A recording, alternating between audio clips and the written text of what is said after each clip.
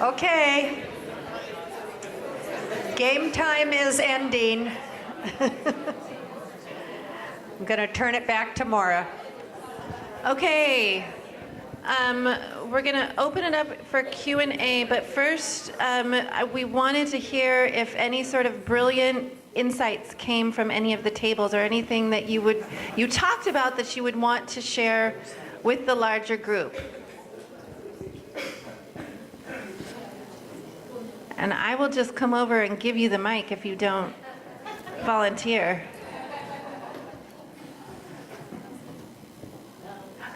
Thank you.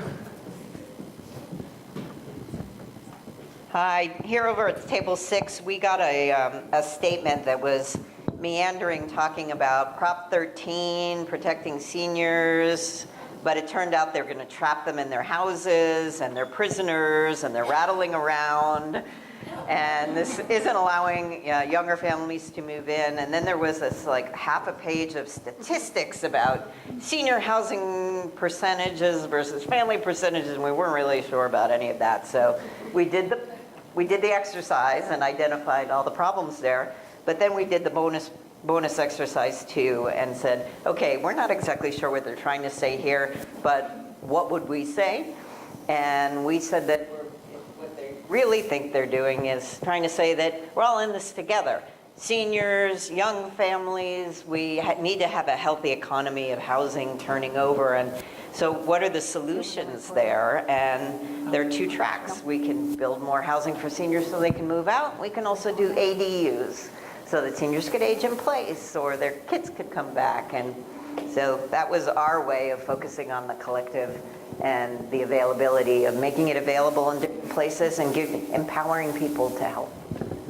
That is fantastic. So one of the things you did that I want to point out just in practice is you took a second and said, what do we want to say? And then thought about, well, how are we going to say it? And I think people jump to how before the what, and the what is really important. You're thinking about, you have a message, you know something, you all have expertise that you want to get out to a non-expert public. So really take some time and say, what is the message? And then we have research to help with the how. The other thing that I think you said that is really important, we talked about the problem of us versus them, and housing, it's there in aging well as well. So this sort of intergenerational them and us is something that you all should be thinking about as well. Again, because aging and housing is such an important issue in this area. The last thing I want to say is you said there was all these statistics. I am a researcher. I will never tell you don't put data in your messages. You should, but it needs to be a character in the story, not the story. And it's not because people gloss over when they hear data. What we find is people interpret the you-know-what out of data, but if you don't give them the cues that they need to draw the same conclusions that you're drawing, they often interpret it in ways that you do not intend. So data needs frames, but we love data. We're evidence-based. Great. Yeah. Stand up first. Yes. We have a disabled person here.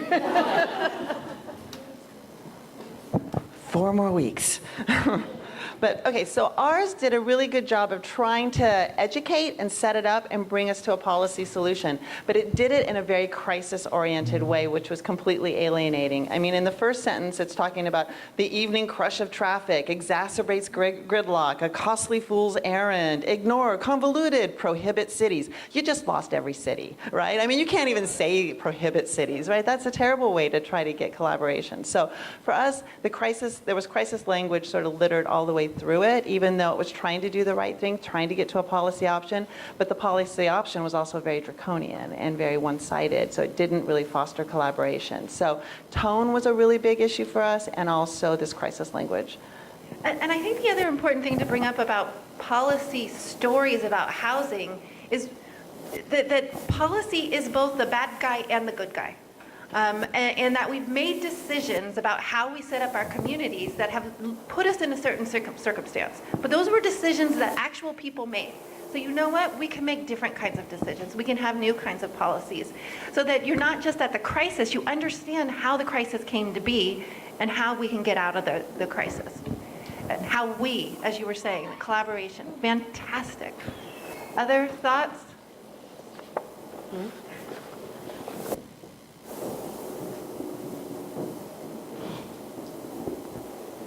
We did the exercise and focused on what we saw in the message and quickly spiraled into a much broader topic, as I'm sure everyone here did. We all have a lot to say about this. So one of the things we were kind of asking ourselves is how do we frame our messaging such that we're getting all together. I work in Portola Valley. We had a great convening, 2 of them last spring. It really worked. Everyone felt really positive after it, and that's slowly been forgotten. And so we're coming back, and we're going to have another convening, get all re-excited. So one of the things we've been really thinking about is getting on the same page. What are our shared values? How do we agree on how do we both zoom out and stay hyper-local, and what are the impacts? And one question have for the room here is about how we talk about the speed of change and how to manage that. A great phrase I heard recently was help people manage a sense of loss. So the world isn't what it was when a lot of our home buyers bought their homes, and it's not going to be that way, and it's changing ever more quickly. So how do we help people think about that in a way that's productive as opposed to fearful? And I have an answer to that question, but I just want to, anybody else want to share their insights before we wrap up and move to official Q&A? Yeah.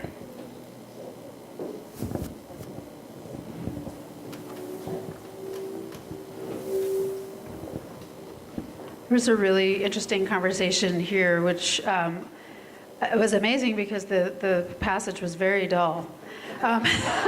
So everybody agreed on that, so it would build consensus. So one thing that, so basically that we were looking at something that seemed like a newspaper article that was laying out some of the different players in both affordable housing and market rate housing. And it did get into some policy solutions or directions. But the challenge that people were really talking about was that it really was lacking a story, really not accessible to the average person. And another thing that came up that I thought was really interesting is it ended with a discussion of affordable housing and housing for homeless families and individuals. And part of the idea in the conversation was, can we start with collective framing that includes that housing? And also the discussion of pitting different groups against each other that sometimes happens, and how can we have a message about we're all part of this community and we all deserve a place to live here. What you just did right there was a beautiful iteration of both regional interdependence and fairness, right? I mean, it was the collective group. So here, I'm going to get up front. I can't talk and walk, so take a break. I just want to sort of end with a couple of words and then open it up for questions. Really, Mackenzie and I and everybody at Frameworks, this is the research is the easy part of all of this. It takes a while, and we can take it to the lab and figure it out. But when we've seen framing have been effective with groups, it's when we finish and then people together can be very strategic about how they can start telling the same story, not saying the same thing, but telling the same story about why we need to do something about housing in this area. And I'll tell you a little story of one of the most brilliant ways I've seen this done on the issue of climate change. So we were working with climate scientists several years ago where there was that big kerfuffle about how they were cooking the data, and it came out I don't know if anybody remembers that. So climate scientists who used to be highly regarded, valuable messengers on this issue almost overnight lost credibility, right? They were thought to be interested parties, and they didn't have credibility anymore. So one of the things, the strategies that people that we were working with did is they thought, well, where can we embed messages about climate change and translate climate science? Like, where do people go? And so we started to work with the National Network of Ocean and Climate Change Interpreters, NOCI, and they decided, you know what, we're going to train people who volunteer in informal science centers, so zoos, aquariums, the exploratorium, places like this, to actually give people a climate science lesson, well translated. And you know, more people go to those centers than attend all professional sports events combined. So this is an incredible opportunity to get people's hands on people and to give them access to the science. So it's those kinds of big strategies, is how can you get this message in as many places as possible that we urge groups that we're working with to do. And this convening really is an amazing start. So I would just say keep going. I think one of the reasons that the You Don't Have to Live Here report resonated so much in this room and outside of this room is you've all heard those things, right? You've heard, well, they don't have to live there, or and so you know what you're up against. It's big and it's strong, and the only way that you make a dent is if you frame together as a movement. And so we just encourage you to keep on keeping on, and you're doing good work. We'll start with questions, and I think that the one theme that we keep hearing in many of the questions is how do you talk availability when so many people want there to be less people in the Bay Area? My mother, a second generation San Francisco, the most obnoxious you can find, you can hear that in her talk as well. And I think the answer here is that what's wonderful about thinking about framing is you get to really think about the infinite complexity of human cognition, right? We can hold many things in mind at once. So you can tell my mother, wow, the traffic in San Francisco, those Uber and Lyft drivers, they're here and they're coming from the suburbs, and I want everybody out of my city. She can have that in mind. But then she can also have in mind the idea that I like the people in my community. I think that everybody deserves a place to live that is healthy and that is affordable, where they can reach their potential.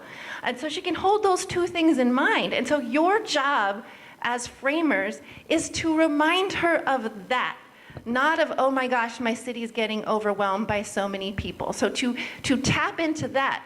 And I think the thing that is so liberating about this is that your job as a communicator is not to, in one single communications context, change someone's mind. Rather, it is just to remind them of another way they have to think about the issue. And if you know if you're doing it and you're doing it and you're doing it and you're doing it, you have more of a shot of changing the frame, changing the perspective on what you're doing. So it's not like you're gonna, you say something not density and you're gonna, everybody's gonna be on board with you. But rather you're just having them think a different way about why we need more affordable housing available in this area. And again, the more that they hear a different kind of story about that and not about how overwhelmed the Bay Area is with people, the better shape you are when people are confronted with some kind of policy decision. So it's not an easy answer. I don't have another word instead of density, but more of another strategy to use. Okay.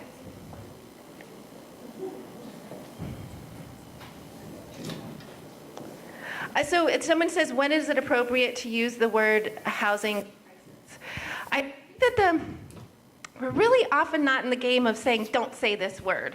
And I think there's a couple of things that could be hurting you when you use the word housing crisis. First, you're competing with every other crisis. There's an obesity crisis, there's a cancer crisis. So every time you talk about a crisis, you're tapping in people's ability to meaningfully engage. I have a big life. I have a kid with disabilities. I'm traveling all over the place. I can't get to you with your crisis. My life is too overwhelming. However, it doesn't mean you're not going to explain the problem and follow that up with a solution of significant scale. So you can talk about a housing crisis, but you need to give us more information about how we got into that crisis and then how we get out of that crisis. So again, we'll never say don't use this word. And the housing crisis is, especially here, you hear it over, and we would urge you not to, but if you feel that you have to, give us more than just there is a housing crisis, period, full stop. Okay. Density.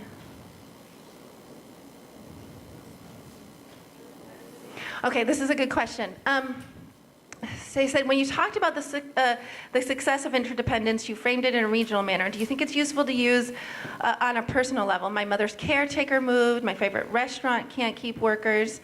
I think that I would just be careful with sort of framing things on an individual level, because people then get so enmeshed in your story and your mother's caregiver and why she left that it's hard to see the bigger picture and why a lot of people are experiencing that same issue. So if you do feel that you need to embed a personal story, I would always put context first, right? So this is what the community looks like, and then go into what happened to this individual person.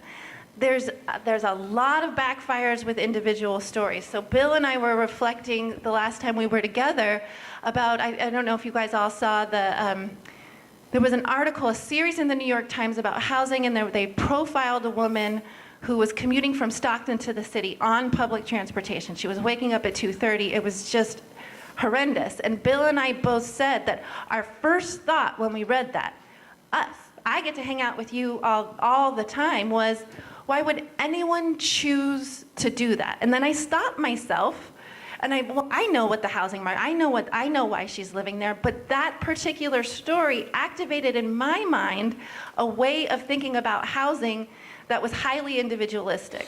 And I think that is the danger when we sort of focus really closely on one individual's plight with housing.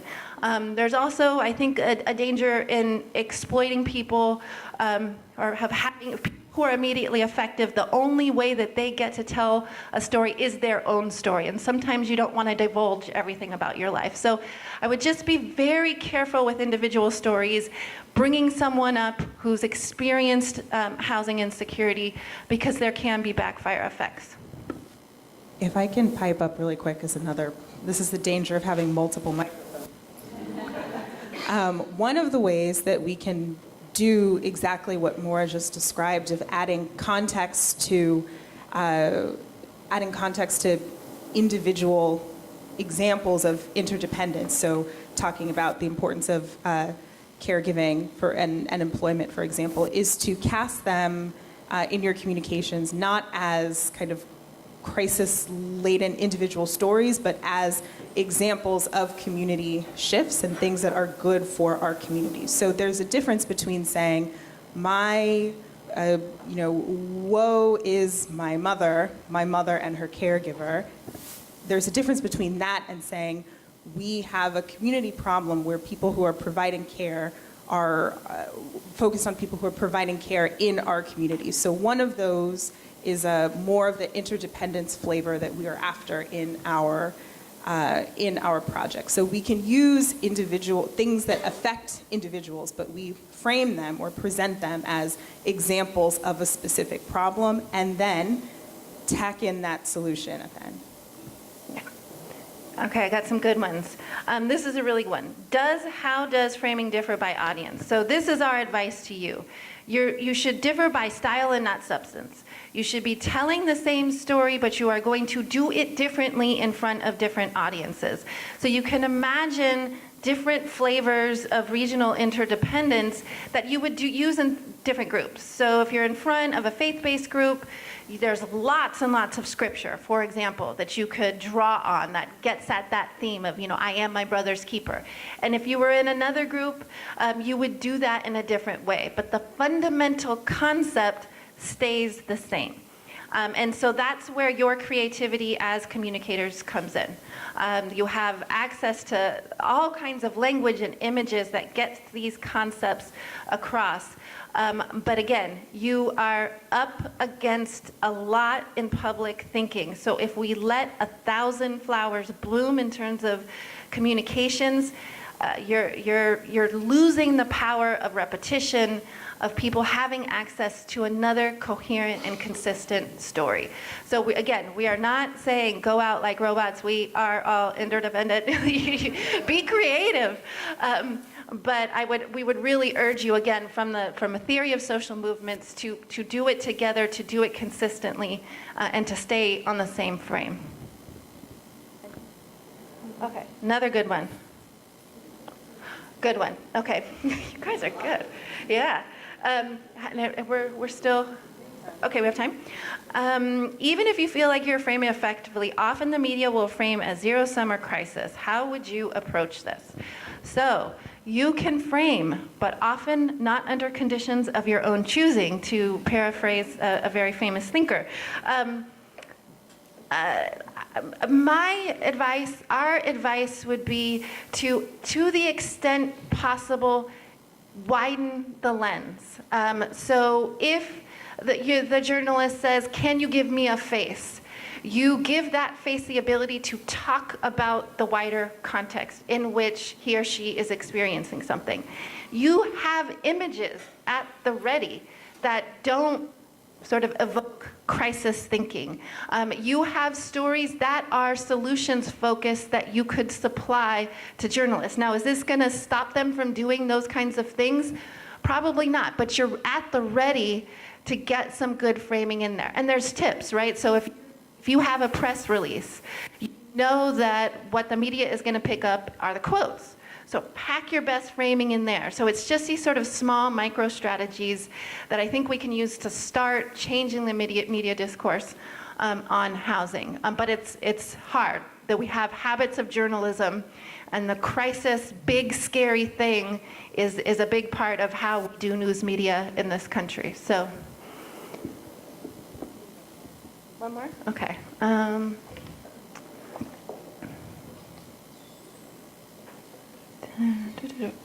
Okay, lots of talk of us versus them. So when we talk about how we're all in this together, it's we need those low-income workers, or we need, and there's this, even in the interdependence, there's an us versus them kind of talk. And I would say you start with, we're all in this together, and we know that every region, every community, every economy needs a lot of people with different kinds of skills. And so you're establishing the collectiveness of the problem, and then you can name the type of the sort of what we want in the workforce. I think that there's a danger in the assumption among housing advocates that who you're talking to or who you are the people who are not the low-income workers, or the people who are, and that's often not the case. So I think really being very, very mindful of how inclusive your language is, and not assuming anything about your audience and what they've been through, I think is a good way to go. Okay. All right, I think we're at time if I'm gonna. So the next thing that we're going to do is kind of move towards wrapping up this morning's experience. And I hope that you feel like you've worked hard and learned a lot in the time we've had together. So I'm going to invite Peggy Jensen back up to talk about next steps.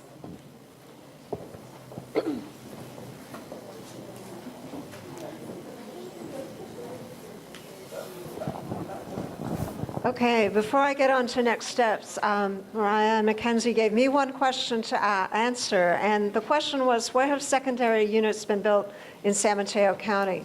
The data that Caleb pulled together indicates that secondary units have been built in almost every city in San Mateo County. I think that actually the 285 plus units that for permits for 2018, that does not even include Redwood City, who has been tracking at about 30-plus units a year, so we hope to be over 300. I'd also like to recognize Jill Ekus, who told me at the break that Half Moon Bay permitted 11 units in the month of March after... That is to Jill's great credit, because historically and your planning commission or city council, but historically you've done about 5 a year, right, Jill? 3 a year, so huge progress. And I'd also like to give a shout out to Arlie. Is she still here? Last night, Portola Valley adopted new second unit ordinances which will increase size, all sorts of good creative ideas that we hope to be sharing with everyone soon. In terms of the actual data, I'll go back to our staff and we'll see if we can get that posted on our second unit website or on our Home for All website to share. We also, as you probably know, track housing policies, so it would be just in addition to that. So in terms of what's next, we hope that you share the learning from the playbook with your organizations. The information that we have out in the hall, there are copies of You Don't Have to Live There. You've got copies of the presentation that was made. If you have questions and you're interested in learning more about this or working together about this, let us know, because we're happy to convene additional workshops or have more conversations. As Mariah Mackenzie said, we all need to practice doing this. Those of us who've been working on Home for All have been thinking about this for what, Pat? 2 years, 3 years? It's a change in the way we approach things. But at our table, we talked a lot about how those of us who've worked in public service for a long time haven't really thought about how we frame the conversations we have with people and how, conversely, how important it is and how we need to start thinking that way.